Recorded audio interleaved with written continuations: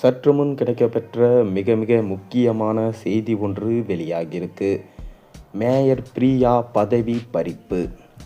சென்னை மாநகராட்சியில் மொத்தம் 200 கவுன்சிலர்கள் இருக்காங்க. சட்டப்படி ஒவ்வொரு கவுன்சிலர்களும் தங்களது சொத்து விவரங்களை தாக்கல் செய்ய வேண்டும்.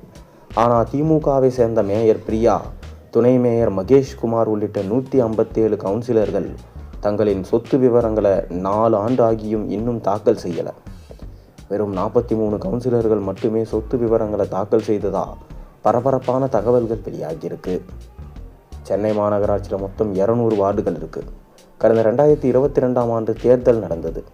இதில் திமுக 153 வார்டுகளில் வெற்றி பெற்றது. காங்கிரஸ் 13, மார்க்சிஸ்ட் கம்யூனிஸ்ட், விசிக தலா 4 வார்டுகள், மதிமுக 2, ஐயுஎம்எல், இந்திய கம்யூனிஸ்ட் கட்சிகள் தலா 1 வார்டில் வெற்றி பெற்றாங்க. அதிமுகவினர் 15 வார்டுகளிலும், பாஜக, அமமுக தலா 1 வார்டுகளிலும் 5 சுயேட்சையும் வெற்றி பெற்றாங்க. இதன் மூலம் மாநகராட்சியை திமுக கைப்பற்றியது. திமுகவை சேர்ந்த பிரியா மேயராகவும் மகேஷ்குமார் துணை மேயராகவும் தேர்வு செய்யப்பட்டார். பொதுவாக தேர்தல் முடிந்து கவுன்சிலர் ஆனவுடன் 90 நாட்களுக்கும் ஒவ்வொருவரும் தங்களின் சொத்து விவரங்களை முறையாக மாநகராட்சி ஆணையரிடம் தாக்கல் செய்ய வேண்டும். அதன் பிறகு ஒவ்வொரு ஆண்டும் மார்ச் 31ஆம் தேதிக்குள் அது பற்றிய தகவலை புதுப்பித்து வர வேண்டும். இதுதான் சட்டம். ஆனால் இதனை சென்னை மாநகராட்சி சட்டம் 1973 உறுதி செஞ்சிச்சு. இந்த சட்டத்தின்படி ஒவ்வொரு கவுன்சிலரும் தங்களின் அசையும் மற்றும் அசையா சொத்து மற்றும் கடன் விவரங்களை சமர்ப்பிக்க வேண்டும். இதில் குடும்ப உறுப்பினர்கள் சொத்தும் அடங்கும். கவுன்சிலர்களின் சொத்து விவரங்கள் பொது ஆவணமாக வைக்க வேண்டும். கவுன்சிலர்கள் பற்றி வெளிப்படைத்தன்மை மக்கள் அறிந்து கொள்ளும் வகையில் இந்த சட்டம் உருவாக்கப்பட்டது. அதோடு ஊழலை தடுக்கவும் இது கொண்டு வரப்பட்டது. அதேபோல தமிழ்நாடு நகர்ப்புற உள்ளாட்சி அமைப்பு சட்ட விதிகள் திருத்தம் 2022 31வது பிரிவும் மேயர், துணை மேயர் உள்ளிட்ட கவுன்சிலர்கள் பதவியேற்ற 90 நாட்களில் அசையும் அசையா சொத்து விவரங்கள் தாக்கல் செய்ய வேண்டும். ஆனால் சென்னை மாநகராட்சியை எடுத்துக்கொண்டால் வெறும் 43 கவுன்சிலர்கள் மட்டுமே தங்களின் சொத்து விவரங்களை முறையாக தாக்கல் செஞ்சுருக்காங்க. இன்னும் 157 கவுன்சிலர்கள் சொத்து விவரங்களை தாக்கல் செய்யலை. இதில் மேயர் பிரியா, துணை மேயர் மகேஷ்குமார் ஆகியோரும் இருக்காங்க. இவர்கள் மாநகராட்சி கவுன்சிலராக கடந்த 2022ஆம் ஆண்டு வென்ற நிலையில் 4 ஆண்டு ஆகியும் சொத்து விவரங்களை வழங்காமல் இருக்காங்க. மேற்கண்ட இந்த தகவல் வழக்கறிஞர் ஜிஎம் சங்கர் கேட்ட தகவல் அறியும் உரிமை சட்டத்தின் கீழ் உறுதி செய்யப்பட்டது. இவர் அரவிந்த் கெஜ்ரிவாலின் ஆம் ஆத்மி கட்சியில் சட்ட அணியின் உறுப்பினராக இருக்கார். சென்னை மாநகராட்சி கவுன்சிலரின் சொத்து பதிவு தொடர்பாக வழக்கறிஞர் ஜிஎம் சங்கர் கேட்ட கேள்விக்கு ஜூன் 2ஆம் தேதி தகவல் அளிக்கப்பட்டது. இது பற்றி கவுன்சிலர்களிடம் கேட்டபோது, எங்களுக்கு சொத்து விவரங்கள் தாக்கல் செய்வதற்கான படிவங்கள் வழங்கப்படவில்லை, இதனால்தான் சொத்து விவரங்கள் தாக்கல் செய்யவில்லை. துணை மேயர் மகேஷ்குமார் என்ன சொன்னார்னா, இது பற்றியான முறையான அறிவிப்பு எங்களுக்கு வரல, இது பற்றி இப்போது தான் எனக்கு தெரியும், விரைவில் என் சொத்து விவரங்களை தாக்கல் செய்வேன் என சொல்லியிருந்தார். அது மட்டும் இல்லாமல் மேயர் பிரியா தலைமையில் மட்டும் கிட்டத்தட்ட பல கோடி ரூபாய் ஊழல் நடந்திருக்கிறதாகவும் தற்போது தகவல்கள் வெளியாகியிருக்கு. தொடர்ந்து மேயர் பிரியா இதுவரை ஒரு முறை கூட முதலமைச்சர் விஜயை சந்திக்கவே இல்லை. தாவேகா கட்சியின் மீது பெரும் வெறுப்பு கொண்டிருக்கிறார் மேயர் பிரியா என சொல்லப்படுகிறது. தொடர்ந்து விஜயை அவமானப்படுத்தி கொண்டுதான் வருகிறார். அது மட்டுமில்லாமல் சமீபத்தில் நடந்த தாவேகா எம்எல்ஏவை அவமானப்படுத்திய விஷயமும் பேசும் பொருளாக மாறியிருந்தது. தொடர்ந்து சேகர்பாபுவுடன் சேர்ந்து கொண்டு பல லட்சம் கோடி ஊழல்களை செய்தது தற்போது அம்பலமாகியிருக்கிறது. அதைத் தொடர்ந்து உங்கள் மண்டையில் ஏதாவது இருக்குதா என முதல்வரின் பெரம்பூர் தொகுதியில் மேயர் பிரியா கடுமையாக விமர்சிச்சிருக்கார். விஜய் முதல்வராக பொறுப்பேற்றது முதல் இதுவரை அவரை மரியாதை நிமித்தமாக கூட மேயர் என்ற முறையில் பிரியா சந்திக்கலை.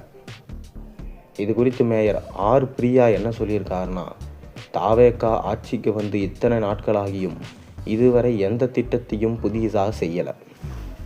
ஸ்டிக்கர் ஆட்சியும் சோஃபா ஆட்சியும் தான் தற்போது நடைபெற்று வருது.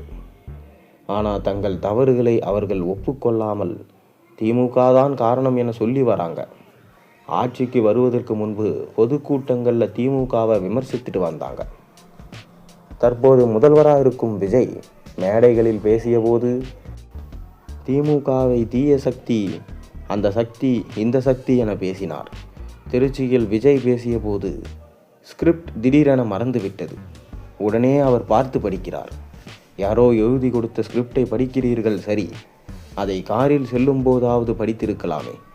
பெரம்பூர் தொகுதியில் வெற்றி பெற்ற முதல்வர் விஜய் அங்கு அந்த மக்களை சந்தித்து நன்றி தெரிவித்துவிட்டு அவர்களுக்கு என்ன திட்டங்களை தாவேக ஆட்சி செய்ய போகிறது என்பதை எடுத்து கூறுவது, அதுதான் நல்ல தலைவருக்கு அழகு.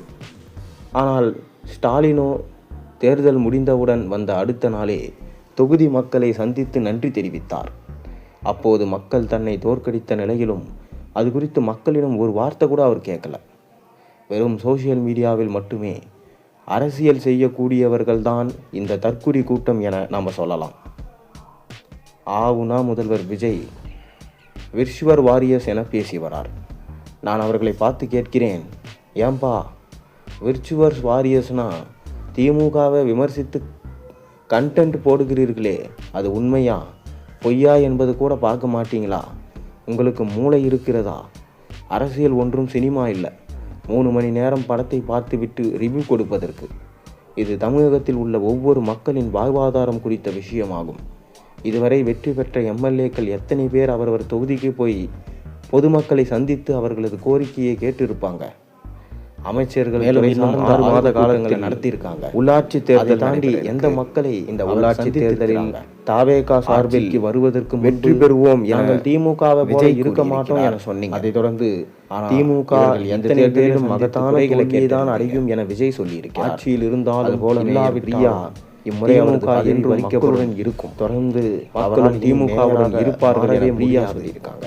திமுக பிரியா செய்த ஒரு இடங்கள் கூட சமீபத்திய விஷயங்கள் அனைத்தும் பேசும் தகவல் வெளியாகியிருக்கிறது.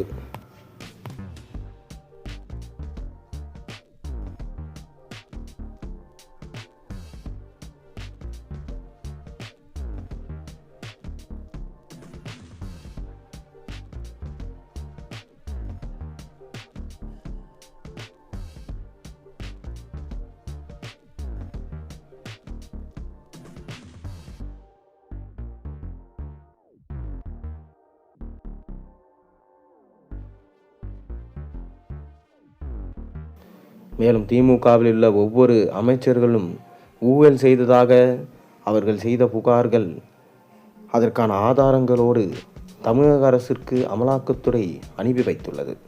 தொடர்ந்து செந்தில் பாலாஜி, KN நேரு அனைவரின் வழக்குகளும் விசாரிக்கப்பட வேண்டும், அவர்களை கைது செய்யப்பட வேண்டும் என ஆளுநர் அர்லேக்கரிடம் தற்போது மனு அளிக்கப்பட்டிருக்கிறது. அதற்கு அர்லேக்கர் ஒப்புதல் அளித்து விட்டாராம். தொடர்ந்து செந்தில் பாலாஜி, KN நேரு போன்ற முக்கியமான அமைச்சர்கள் கைது செய்யப்பட வாய்ப்பு இருப்பதாக செய்திகள் வெளிவந்திருக்கு. பொறுத்திருந்து பார்ப்போம். நீங்கள் என்ன நினைக்கிறீங்க? உங்கள் கருத்துக்களை மறக்காம கீழே கமெண்ட்டில் சொல்லுங்கள்.